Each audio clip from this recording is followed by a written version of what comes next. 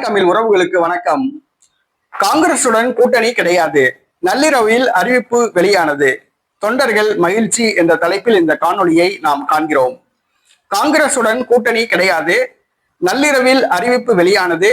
தொண்டர்கள் மகிழ்ச்சி என்ற தலைப்பில் இந்த காணொளியை நாம் காண்கிறோம். காங்கிரஸ் கட்சி இது கழுதை தேய்ந்து கட்டெரும்பான கட்சி. இந்த கட்சி தற்பொழுது கிளைகளே கிடையாது. பெரும்பாலான ஊர்களில் நிலைமை, அந்த கட்சியுடைய நிலைமை மிகவும் பரிதாபமாக உள்ளது. 1996ஆம் ஆண்டு நடைபெற்ற பாராளுமன்ற தேர்தலில் தமிழ்நாட்டில் மட்டும்தான் காங்கிரஸ் கட்சி கூட்டணி அமைத்தது. மற்ற அனைத்து மாநிலங்களிலும் தனித்தே போட்டியிட்டு தன்னுடைய வாக்கு வங்கியை நிரூபித்தது. தனித்தே போட்டியிட்டு மத்தியில் ஆட்சி அமைத்தது. இன்று அந்த கட்சி ஏறத்தாழ 20 மாநிலங்களில் காணாமல் போய்விட்டது. கூட்டணி அமைக்க வேண்டிய நிலைமை.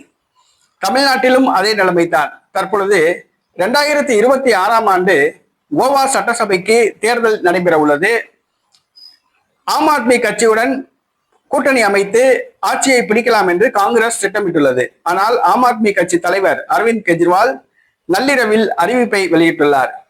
கோவா சட்டசபை தேர்தலில் காங்கிரஸ் கட்சியுடன் கூட்டணி கிடையாது.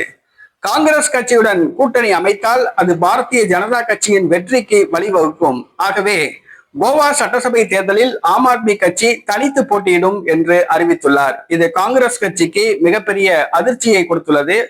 ஆம் ஆத்மி கட்சி தொண்டர்களுக்கு ஒரு மகிழ்ச்சியை கொடுத்துள்ளது.